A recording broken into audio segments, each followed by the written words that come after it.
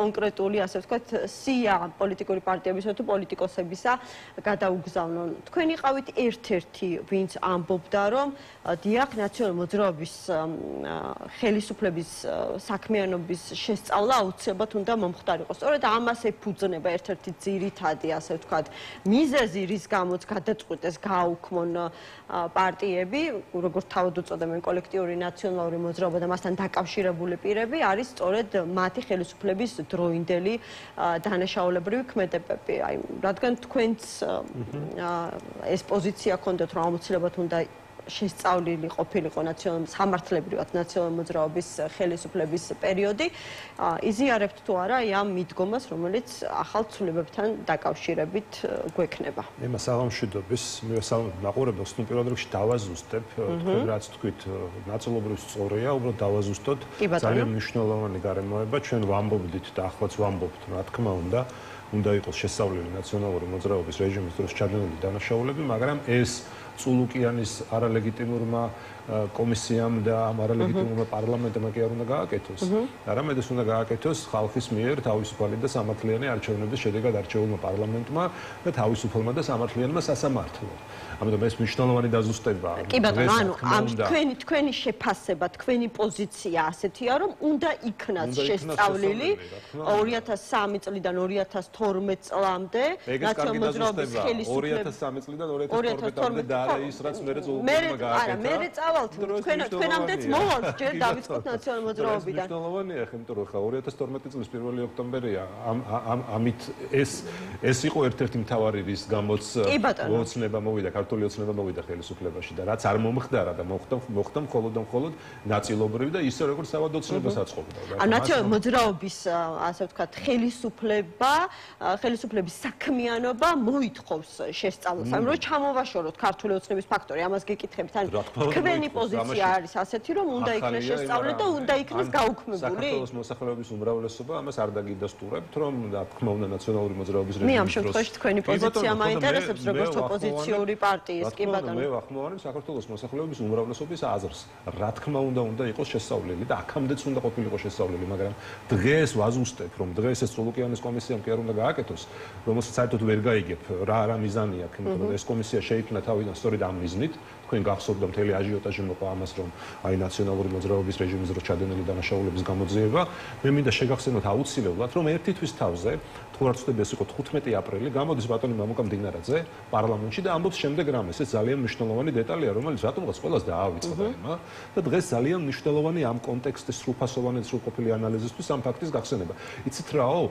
არაო რა, ეხლა ცოტა ხანი კიდე ვადროვოთო ნაციონალურ მოძრაობასო, მუნიციპალურ არჩევნებში მივცეთ საშუალება კიდევ ერთხელ მიიღო მონაწილეობაო და მერე გავაუქმებთო. და ეს რატომ მოხდა? მოხდა ორი რამის გამო. პირველ რიგში იმიტომ, რომ ყველამ კარგად დავინახეთ, რომ თურმე ამ კომისიის შექმნის მიზანი არ ყოფილა მხოლოდ ნაციონალური მოძრაობის რეჟიმის დროს ჩადენილი დანაშაულების გამოძიება და მით უფრო აკრძალვა ნაციონალური მოძრაობის, იმიტომ რომ ამას მერე მოყვა გიორგი გახარიას ორჯერ დაბარება იმ პირობებში, როდესაც ამ რეჟიმის უშუალოდ პასუხისმგებელი ლიდერები საერთოდ თითქმის არავინ არ დაუგარებიათ. ეს ერთი და მერე მეორე. 4 ოქტომბრის სპეცოპერაცია, რომელიც თურმე იგეგმებოდა ამდენი ხანი, აი ამ სპეცოპერაციას ნაციონალური მოძრაობის თანამონაწილეობის გამო ეხლა ეს სხვა ამბავია, შეცდომით მოხდა, განზრახ მოხდა, როგორ მოხდა და ეს აუცილებლად უნდა იყოს დადგენილი და გამოძიებული, ისე ჩვენ გაგვიჭირდება ოცნების წინააღმდეგ ბრძოლის გაგრძელება და ზოგადად საქართველოს პოლიტიკური ისტორიის, ასე ვთქვათ, თანამედროვე ისტორიის გაგრძელება. აი ეხლა დადასტურდა, თურმე რატომ ჭირდებოდათ ამის გადადება. ასე რომ აქ პრობლემა რა არის? თუმცა მანამდე 2018 წელს მოხდა ინიცირება საქართველოს პარლამენტში ნაციონალური მოძრაობის საქმიანობის შემსწავლელი, ასე ვთქვათ, კომისიის შექმნის, მაშინ მე მგონი პატრიოტთა ალიანსი იყო ინიციატორი და თქვენი ლიდერი იყო შინაგან საქმეთა მინისტრი, მაგრამ ამას არანაირი, ასე ვთქვათ, დაინტერესება ქართული ოცნების მხრიდან ამ პროცესის გააქტიურებას არ ქონია. ხო და მე ამას ამბობ ზუსტად დღესაც დაახლოებით იგივე. არის დაინტერესებული ქართული ოცნება შეესწავლა ნაციონალური მოძრაობის საქმიანობა. სიტუაცია ოცნებისთვის მთავარი რა არის?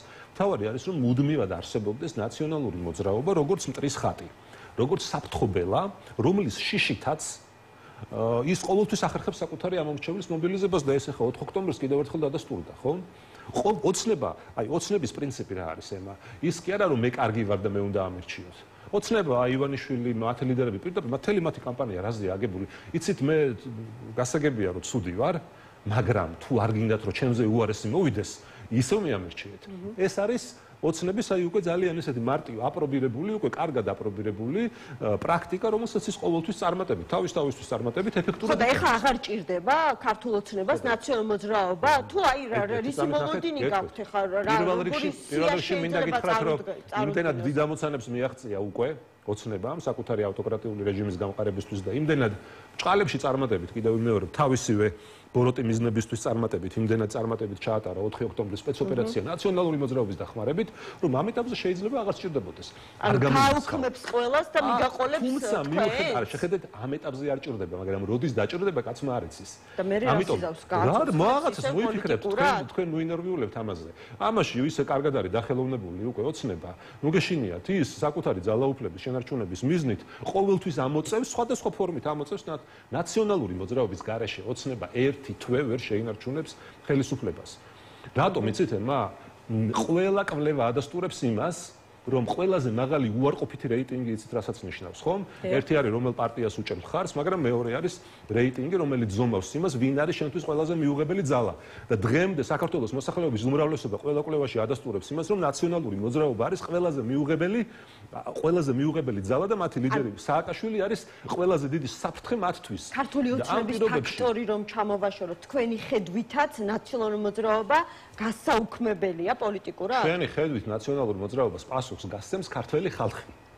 ქართველი ხალხი გამოუტანს განაჩენს ნაციონალურ მოძრაობას სამართლიანი და თავისუფალი არჩევნების პირობებში.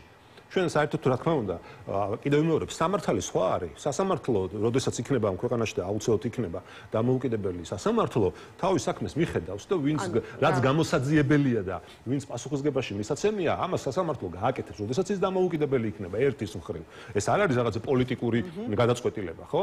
რა თქმა უნდა, ჩვენ არ ვართ ის ძალა, რომელიღაც პარტიის აგრძალვა არც ერთ შემთხვევაში არ გვინდა პირიქით. ეს ხალხმა გადაწყვიტოს და იყოს ჯანსაღი კონკურენცია. დღემდე ახსოვს ძალიან ბევრს თქვენი პოლიტიკური ლიდერის ნათქვამი ფრაზა, ხო, დაგასრულებთ პოლიტიკურად.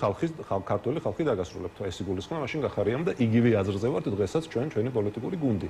მაგრამ აქ თავარი ის არის ოცნებას როდის დაჭირდება. აი, ოცნებას როცა დაჭირდება შემოვაგდებს ამ თემას, როცა დაჭირდება გადადებს, მე იმიტომ გავიხსენე მდინარაძის მაგალითი, რომელმაც ესე გადადო, ასე ვთქვათ, ჯერ კიდევ აპრილიდან, ანუ აპრილში უკვე თითქოს ამ კომისიას უნდა დაესრულებინა მუშაობა და ყოველთვე გახსოვთ თქვენ, ყოველთვე რომ უგზელებდნენ, ვადას უგზელებდნენ და შემდეგ შემსავლელი საქმიანობის პერიოდიც გააგრძელეს, იმიტომ რომ გახარიას ინტერესი ჰქონდათ აღმოჩნდა და საერთოდ არ ადარდებდათ ნაციონალური მოძრაობა და ეხლა რა ვიცი, ხა შეიძლება ისე იყოს აჟიოტაჟი, 4 ოქტომბრის გაგრძელება, აი ეხლა რა. ანუ ხო, თქვენ შეიძლება იყოს 4 ოქტომბრის ორგანიზატორები, უპასუხისმგებლო პოლიტიკოსები დაადანაშაულეთ იმაში, რომ აი შედეგად დადგა დღის წესრიგში ასეთი კანონპროექტის მიღების საკითხი.